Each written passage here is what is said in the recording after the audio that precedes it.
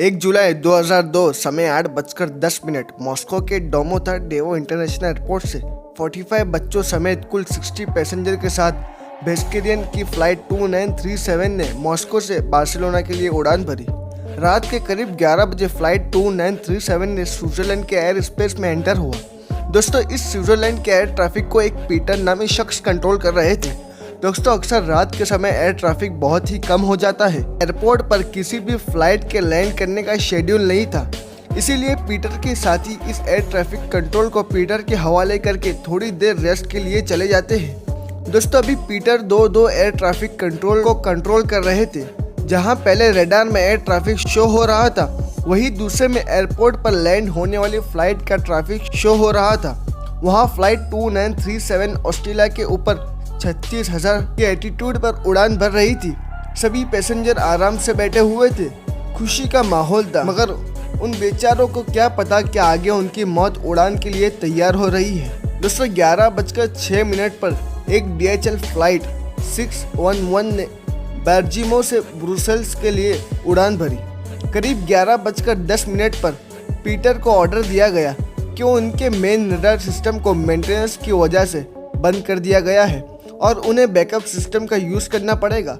दोस्तों, flight DHL 611 ठीक 11:21 पर पीटर के एयर ट्रैफिक कंट्रोल से रब्ता करती है और पायलट्स ने पीटर से 36,000 के एल्टीट्यूड पर उड़ान भरने की परमिशन ली।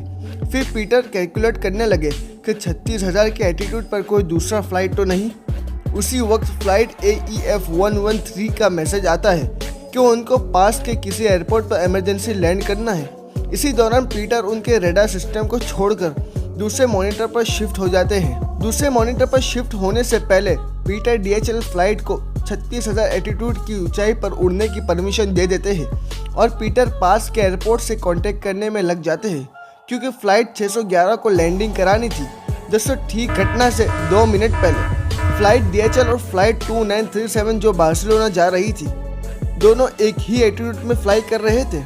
दोनों फ्लाइट साउंड की स्पीड से आमने सामने आ रहे थे, बस 34 किलोमीटर ही दूर थे।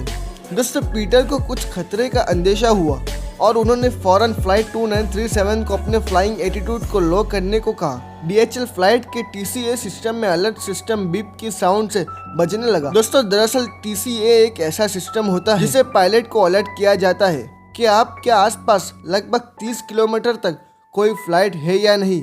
अगर है तो आप फौरन कंट्रोल टावर से कांटेक्ट करो।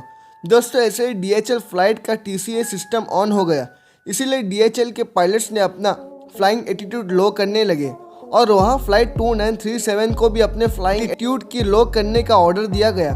दोस्तों, यहाँ पर पीटर का मेन रडार सिस्टम बंद होने की वजह से उनको अपना बैकअप सिस्टम यूज़ करना पड़ रहा था, इसलिए उनको TCA शो नहीं कर रहा था। दोस्तों, फ्लाइट 2937 कंफ्यूज हो गया कि हमें TCA के मुताबिक चलना चाहिए या कंट्रोल टावर के ऑर्डर के तहत। दोस्तों, उन्होंने पीटर की बात पर अमल करते हुए अपने फ्लाइंग एल्टीट्यूड को लो करने लगे।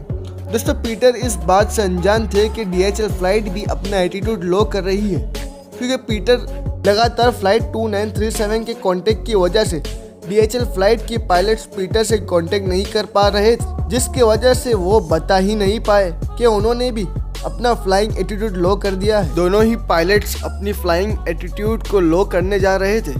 दरअसल पीटर जो रडार का बैकअप सिस्टम यूज़ कर रहे थे, उस सिस्टम में इमरजेंसी TCA अलर्ट का सिस्टम था ही नहीं, इसलिए पीटर इस खबर से अनजान थे।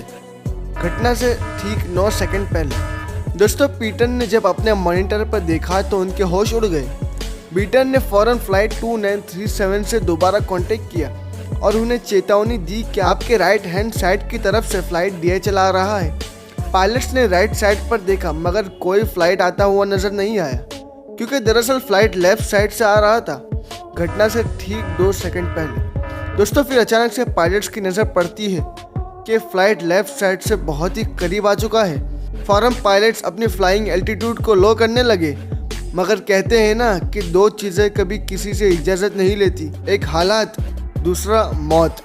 दोस्तों, इतने बड़े हवाई जहाज़ को 2 सेकंड में नीचे की तरफ मोड़ देना नामुमकिन था। दोनों ही फ्लाइट आपस में टकराए।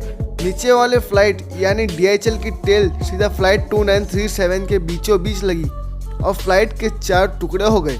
दोस्तों फ्लाइट का एक भी पैसेंजर जिंदा नहीं बचा।